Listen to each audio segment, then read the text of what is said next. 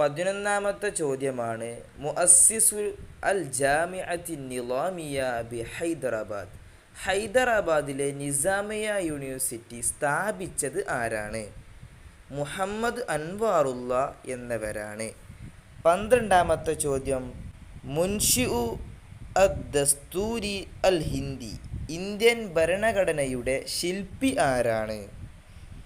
Doctor B R. Ambedkar എന്നവരാണ്. 13 അൽ കിതാബു ഷഹീറു മിൻ അബ്ദിൽ ഹയ്യ് അൽ ഹസനി ഫി തറാജിമി അയാൻ അൽ ഹിന്ദ്. ഇന്ത്യയിലെ പ്രമുഖരുടെ ജീവചരിത്രത്തെക്കുറിച്ച് അബ്ദുൽ ഹയ്യുൽ ഹസനി എഴുതിയ പ്രസിദ്ധമായ പുസ്തകം ഏതാണ്? പ്രസിദ്ധമായ പുസ്തകം നുസ്ഹത്തുൽ ഖവാത്തിർ എന്നതാണ്. 14 യുഹ്തഫലു ഈദുൽ മുദരിസീൻ ഫി ഹിന്ദ്. ഇന്ത്യയിൽ അധ്യാപക ദിനം ആഘോഷിക്കുന്നത് ഏത് തീയതിയിലാണ്? സെപ്റ്റംബർ 5. 15ാമത്തെ ചോദ്യമാണ് അസ്തറ അബുൽ കലാം ആസാദ് ജരീദത്തൈൻ. അബുൽ കലാം ആസാദ് 2 പത്രങ്ങൾ പ്രസിദ്ധീകരിച്ചു. അവ ഏതൊക്കെയാണ്? ഉത്തരം എ ആണ്, അൽ ഹിലാൽ അൽ ബലാഗ് എന്നതാണ്. 16ാമത്തെ ചോദ്യം അൽ അദീബുല്ലദി തർജമൽ കിതാബ് അൽ മഷ്ഹൂരി തർക്കുൽ. പ്രസിദ്ധമായ തർക്കുൽ എന്ന പുസ്തകം വിവർത്തനം ചെയ്ത സാഹിത്യകാരൻ ആരാണ്? സാഹിത്യകാരൻ മുഹമ്മദ് യൂസുഫ് കൂക്കൻ എന്നവരാണ്.